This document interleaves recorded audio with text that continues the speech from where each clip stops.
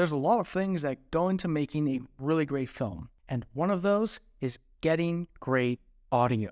Fortunately, getting great audio isn't really that hard, and in today's video, I'm going to show you how to do it.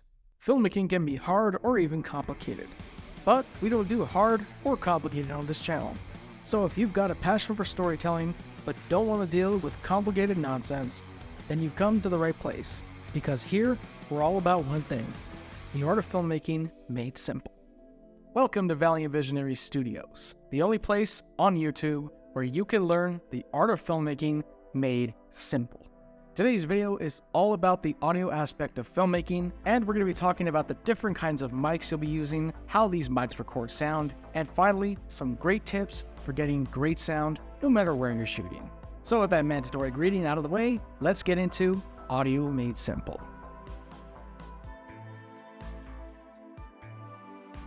Let's start with the main types of microphones that you're going to be using in your filmmaking journey. Number one is the lapel or lav mic. Number two is the shotgun or condenser microphone. And number three is the USB microphone. The lavalier or lapel mic is a microphone that can be either wired or wireless, and it's connected to a receiver usually attached to your talent.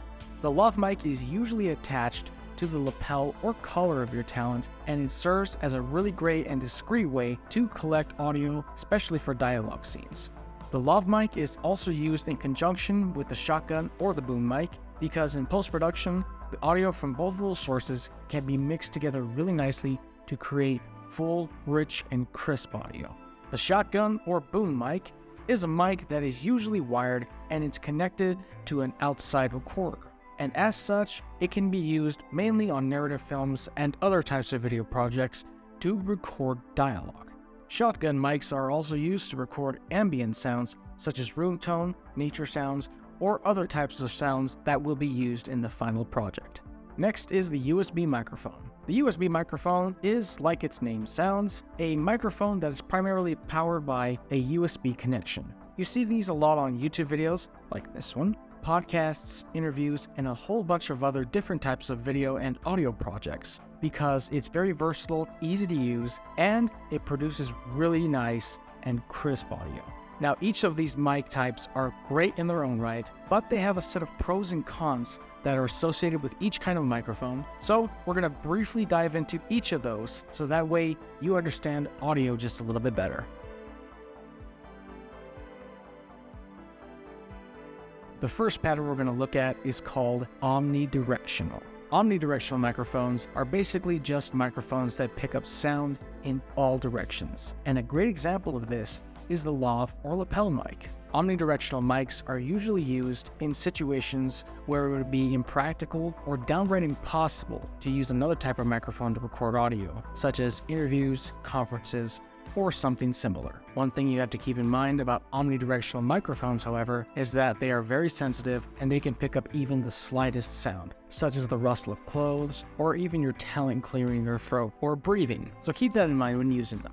Next up is the cardioid pickup pattern, so named because the way it picks up sound is slightly heart-shaped. Shotgun or boom mics are great examples of microphones with a cardioid pickup pattern, and you see them in vlogs, narrative films, wedding videos, documentaries, and a whole bunch of other video projects. One thing to remember is that while cardioid microphones are a lot more directional than, say, an omnidirectional microphone, they can still pick up a lot of ambient sounds if you're not in a controlled environment. Next is hypercardioid. This type of pickup pattern is basically the same as a cardioid pickup pattern, just slightly more exaggerated. You usually find these kinds of pickup patterns on mics that are like mini shotgun mics that you find on many vlogging cameras and the like. You typically see microphones with a hypercardioid pickup pattern used by musicians and singers for recording vocals and for recording instruments as well, but they can be used for a variety of other situations as well. Next is the supercardioid pickup pattern, and it's basically the same thing as a hypercardioid pickup pattern, except that it picks up sound a little bit more from the back of the mic as well. These types of mics and their pickup patterns are basically used on narrative films and other similar projects. Second to last in the line of pickup patterns is the low bar pickup pattern. The low bar pickup pattern basically means that it picks up sound in only one direction and as such, it's very focused and it's a little bit more hard to use because of its super directionality. Using this kind of mic is a lot less forgiving, especially if you're in a more time crunch situation. Typically, I would recommend going with another kind of microphone entirely rather than using a low bar microphone, as they can be a whole lot less forgiving on set. Lastly, we're going to talk about the bidirectional pickup pattern. Bidirectional basically means that the mic picks up sound in two different directions, and you see a lot of these types of pickup patterns in mics like this one, and you see them used in podcasts, YouTube videos, and a whole bunch of things like interviews, primarily because they eliminate the need for two separate microphone setups because they're all in here and they produce really nice sound anyway. So they're pretty versatile, and I highly recommend you use these if you're going to do two-person talking type of interviews. Having covered the meat and potatoes of audio and microphones, as well as pickup patterns, I'm now going to give you guys some really simple but effective tips for getting great audio no matter where you're at. Tip number 1 should be a no-brainer, but you'd be surprised how many people, including myself, made this mistake when they first started out on their filmmaking journey, and that is to rely on your camera's onboard microphone. Onboard microphones are usually an afterthought by the manufacturer, and as such, they're never really any good. So never rely on scratch audio from your camera to really be the basis of your sound in post-production. Instead, you should use it to sync up audio from another source, such as an external microphone, so that way your dialogue and audio matches in post-production. Other than that, you really got no use for onboard microphone audio. The second tip is to really pay attention to the area that you're shooting in. Normally, you want to stay away from highly sound reflective surfaces, such as metallic areas, windows, and other areas that will reflect sound back into your microphone, creating an echo effect. Walls can also be highly sound reflective, so I recommend keeping these things in mind when you're location scouting, so that way you can head off any problems before they arise.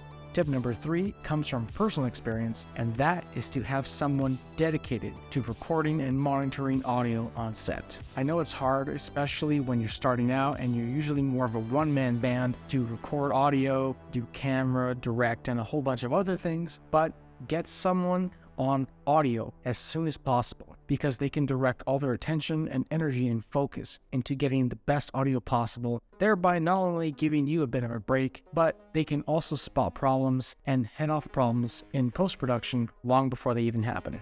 I have been both sound recorder and camera operator on set before at the same time because I didn't really have anybody else, and my audio quality suffered for it. So I highly recommend. No, it is imperative that you get somebody dedicated to sound on your set as soon as possible, so you don't have to divide your attention, and your video will come out better for it. That's going to wrap up today's video. If you found this video at all helpful, then consider subscribing down below and clicking that bell icon so that way you will miss a new upload from the studio. Leave a like and share which of these tips was most helpful for you down below, and share this video with others who you think might benefit from learning a little bit more about audio. With all that said, I'm gonna bounce, and I will see you guys in the next video. Stay awesome.